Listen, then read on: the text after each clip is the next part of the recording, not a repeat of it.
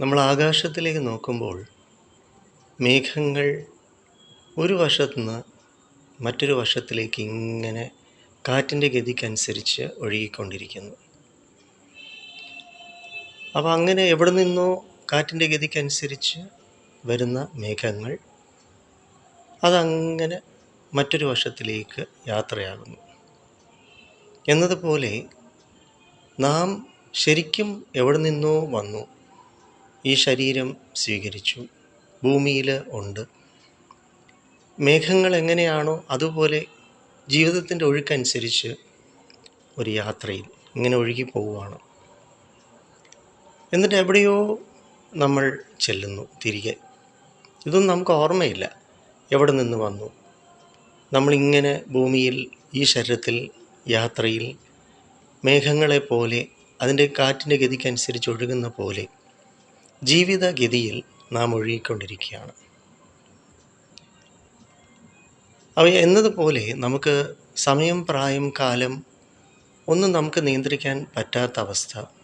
ജീവിതത്തിൻ്റെ ഒഴുക്ക് മേഘങ്ങൾ എങ്ങനെ ഒഴുകി പോകുന്നുവോ അതുപോലെ ആണ് നമ്മുടെ ജീവിതം. നമുക്കൊന്നും നിയന്ത്രിക്കാനില്ല. നമ്മുടെ ശരീരത്തിലെ കോടാനുകോടി കോശങ്ങൾ തന്നെ അണുസെക്കൻഡ് നശിക്കുകയും പുതിയവ ജനിക്കുകയും ചെയ്തുകൊണ്ടിരിക്കുന്നു.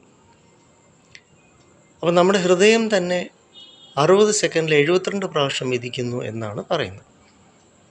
അപ്പോൾ ഇതൊന്നും നമ്മുടെ നിയന്ത്രണത്തിലല്ല. നമ്മുടെ ഓട്ടോണോമിക് നെർവസ് സിസ്റ്റം ഫങ്ഷൻ ചെയ്യുന്നത് നമ്മുടെ നിയന്ത്രണത്തിലല്ല. നമ്മൾ ഉറങ്ങുമ്പോഴും നമ്മുടെ ഹൃദയം ഇടിക്കുന്നുണ്ട്, നമ്മുടെ ശരീരത്തിൻ്റെ മറ്റ് ഫങ്ഷൻസ് എല്ലാം സംഭവിച്ചുകൊണ്ടിരിക്കുകയാണ്.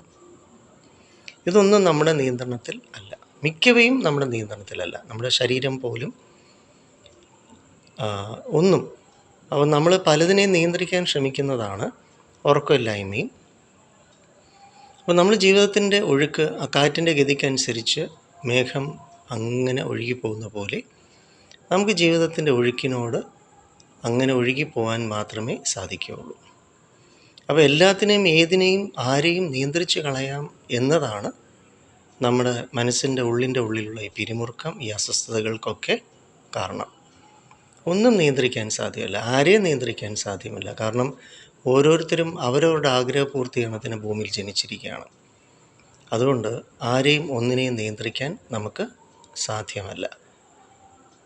അതുകൊണ്ട് ഇപ്പം തന്നെ ഞാനിപ്പോൾ ഈ സംഭാഷണം ചെയ്യുന്ന നമ്മുടെ ഈ മുറി, അപ്പോൾ ഈ ഹാളിൻ്റെ അകത്ത് നല്ല ചൂടുണ്ട്. ആ ചൂട് ഉണ്ട്. അപ്പം ഞാൻ ഫാനൊന്നും ഇട്ടിട്ടില്ല, ബെഡ്റൂമിലാണ് AC. ചൂടുണ്ട്, നമ്മുടെ കാലാവസ്ഥയുടെയാണ്. പക്ഷേ ഇത് എക്കാലവും ഇതേ കാലാവസ്ഥ അല്ല, മാറിക്കൊണ്ടിരിക്കും. ഇനി അടുത്തത് ജൂണാകുമ്പോൾ മഴ പെയ്യും, ഇങ്ങനെ മാറിക്കൊണ്ടിരിക്കും. ഋതുക്കൾ, കാലം, ഇതൊന്നും നമ്മുടെ നിയന്ത്രണത്തിലുള്ള കാര്യങ്ങളല്ല. ഇതിലൂടെ കടന്നു പോവുക എന്നത് മാത്രമേ ഉള്ളൂ, മേഘം എന്നതുപോലെ. അപ്പോൾ അതുകൊണ്ട് നമുക്ക് ആകാശത്തേക്ക് നോക്കുമ്പോൾ, മേഘങ്ങളെ കാണുമ്പോൾ ഓർമ്മയിലേക്ക് വരട്ടെ, നമുക്ക് ജീവിതത്തിൽ ഒന്നും നിയന്ത്രിക്കാനില്ല, നിയന്ത്രിക്കാൻ സാധ്യമല്ല.